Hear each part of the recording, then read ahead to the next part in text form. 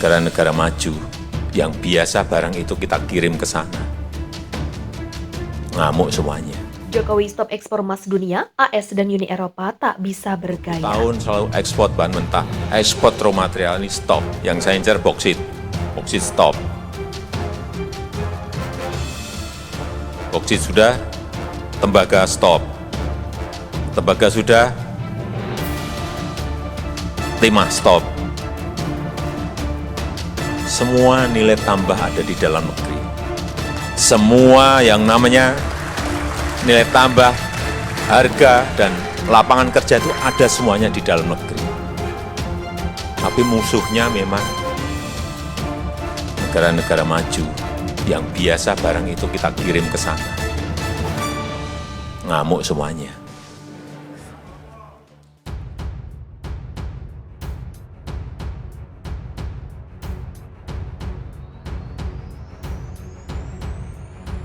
Jokowi memang pintar dalam mengambil kesempatan kebijakan baru melarang ekspor emas akan mengguncang dunia. Masyarakat dunia akan kelimpungan tidak bisa bergaya dengan emas Indonesia. Sebagai penghasil emas terbesar di dunia akan melarang ekspor ke luar negeri, tentu saja ini akan menjadi pukulan telak bagi negara-negara di dunia. Presiden RI Joko Widodo nampaknya akan menambah daftar tambang yang dilarang ekspor setelah bauksit dan tembaga. Kini Jokowi berencana untuk melarang ekspor emas. Masyarakat di dunia tak bisa bergaya dengan emas Indonesia. Pasalnya, Indonesia merupakan salah satu negara penghasil emas terbesar di dunia. Berdasarkan data tahun 2020, Indonesia produksi sekitar 110 ton per tahun, jumlah yang sangat besar bila dibandingkan dengan negara-negara besar di dunia, seperti Amerika, Eropa, bahkan Rusia.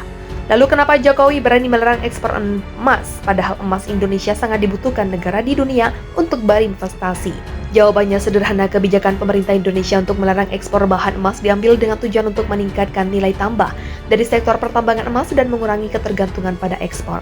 Hal ini dilakukan dengan harapan agar bahan mentah emas diolah di dalam negeri, sehingga dapat meningkatkan penerimaan negara dan mengembangkan industri pertambangan emas domestik.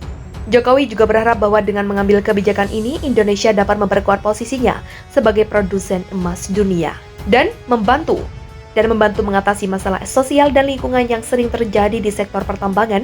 Mengambil kebijakan melarang ekspor bahan mentah emas memang memerlukan keberanian dan tekad kuat dari Jokowi karena bisa menimbulkan masalah dan tantangan bagi beberapa pihak seperti tambang emas skala kecil dan negara-negara mitra dagang. Namun jika implementasinya dilakukan dengan baik dan mempertimbangkan kepentingan semua pihak, kebijakan ini bisa memberikan dampak positif bagi pembangunan dan kemajuan negara.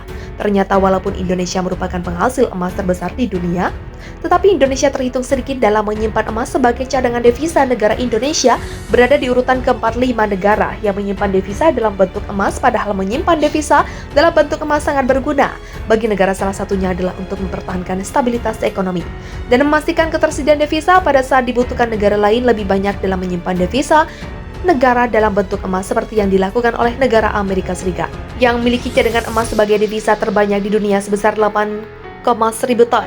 Padahal emas yang disimpan oleh Amerika bisa jadi adalah hasil sumber daya alam mereka, namun mereka lebih cerdik dan memanfaatkan situasi dunia. Padahal bila dibandingkan dengan produksi emas di Indonesia itu sangat timbang. Amerika yang hanya memiliki sedikit emas yang dari sumber daya negaranya. Untuk diketahui data terbaru, survei geologi AS mencatat Indonesia merupakan negara yang kaya akan sumber daya emas. Tercatat cadangan emas RI mencapai 2.600 ton atau nyaris 5% total cadangan global. Selain itu, Indonesia masuk dalam 10 besar negara paling kaya tembaga. Dengan cadangan logam tembaga, Indonesia mencapai 24 juta ton atau sekitar 3% dari total cadangan global. Untuk itu, Jokowi akan menyetop semua hasil sumber daya alam Indonesia. Dengan sisa jabatannya tinggal menghitung bulan Jokowi. Siapkan warisan kebijakan yang akan membawa Indonesia pada kedamaian dan kemakmuran. Kita tidak boleh ada selalu menjelek-jelekan pemerintah, terutama Presiden Jokowi. Setiap manusia pasti punya kelebihan dan kekurangan masing-masing. Marilah kita sebagai bangsa Indonesia bisa menerima keberhasilan pemerintah kita. Setidaknya kalau baik katakanlah baik, tetapi jika buruk sampaikanlah dengan kebijaksana. Mari bangun Indonesia dengan perbedaan. Marilah bangun Indonesia menjadi kekuatan terbesar di dunia. Jangan ada cebong dan kadrun di antara kita. Merdekalah kita seutuhnya. Merdeka. Wassalam.